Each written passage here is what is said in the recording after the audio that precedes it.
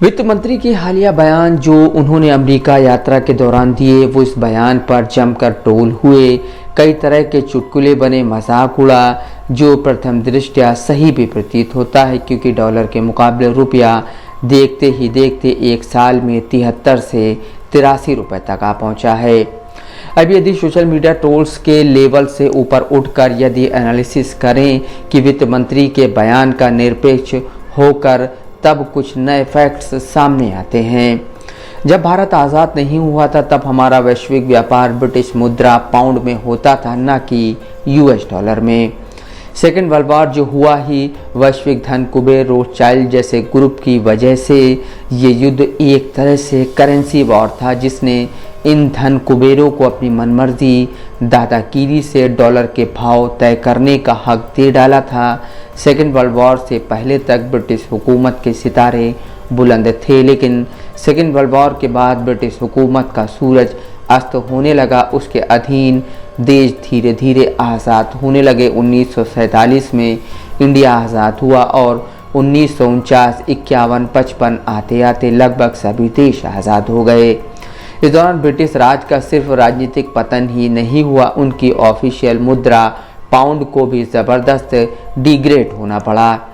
1947 में जब देश आज़ाद हुआ, उन दिनों हमारा वैश्विक व्यापार पाउंड ब्रिटिश मुद्रा के हिसाब से होता आया था, और यदि इस समय रुपए की कीमत को डॉलर के भाव से देखें तो 3 रुपये 30 पैसे का $1 पड़ता था।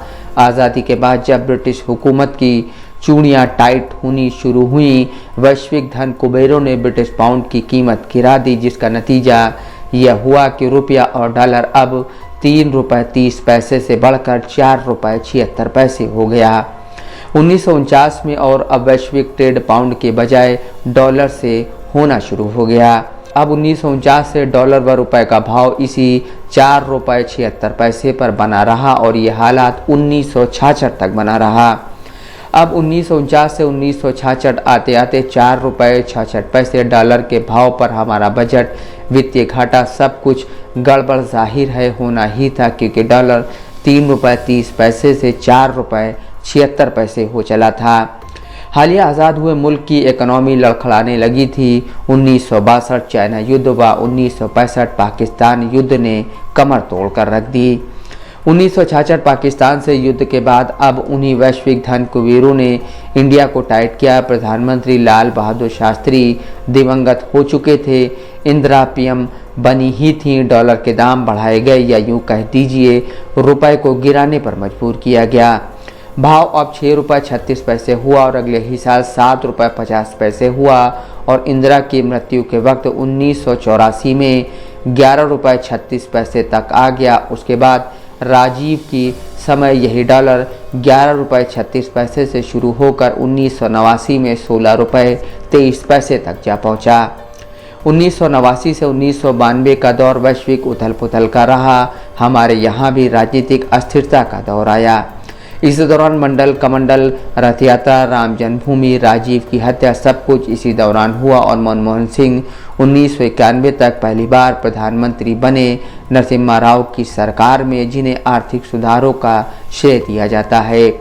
उसी दौरान डॉलर अब उछलकर 16 रुपये 23 पैसे से 22 रुपये 74 पैसे पर आता है, और मनमोहन सिंह का कार्यकाल खत्म होते होते 1995 में यही डॉलर 32 रुपये 43 पैसे हो चुका था।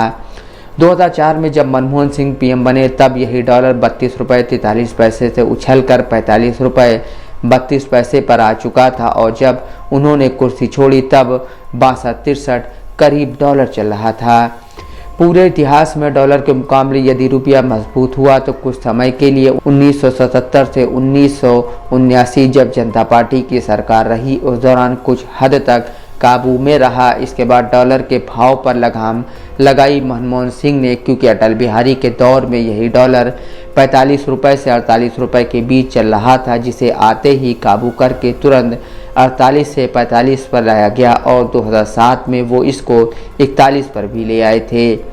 2008 खत्म होते होते मनमोहन सिंह का टर्म दूसरा आने वाला था। वैश्विक धन कुबेरों ने उनको टाइट किया और साफ मैसेज दिया कि अब डॉलर का मुकाबले रुपया का खेल हम अपनी मर्जी से खेलेंगे। यदि दोबारा सत्ता चाहिए, नतीजा यही, डॉलर छलांग लगाते लगाते 2007 में 41 रुपये तक जो आया हुआ था वो अब 2014 तक 63 तक जा पहुंचा।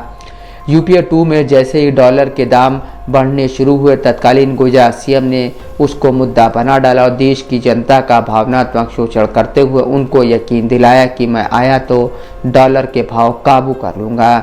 नरेंद्र मोदी ने विशुद्ध राजनीति खेली, झूठ छल फरेब प्रपंच, everything is fair in love and war. वो जीत गए। अब विपक्ष चिल्लाता रहे कि डॉलर के भाव देखो, ये देखो 83 क्रॉस कर गया, काठ की हांडी दोबारा नहीं चढ़ती, डॉलर के भाव बढ़ गए, ये वाली हांडी मोदी चढ़ाकर खा चुके हैं। विपक्ष को मुद्दा नया लाना पड़ेगा।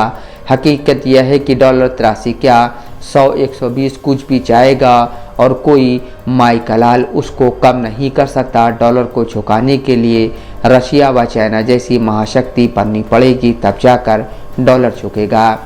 विपक्ष माने मुख्य विपक्षी दल कांग्रेस को चाहिए कि जनता के सामने सॉल्यूशन रखे और बताए कि वो कैसे डॉलर के भाव काबू में लाएगी और कितना कम कर पाएगी। 2014 के भाव तक कम कर पाएगी या 2020 के भाव तक डॉलर को ले आएगी। कैसे रोड मैप क्या होगा? क्या पैदल चलने से और अलग अलग एंगल से फोटोशूट करने व दाढ़ी बढ़ा लेने से डॉलर कंट्रोल हो जाएगा? जब तक सैन्य शक्ति में भारत रशिया व चाइना की बराबरी नहीं कर लेता, तब तक कोई उपाय नहीं है कि वो डॉलर माफिया को अपने आगे झुका पाए।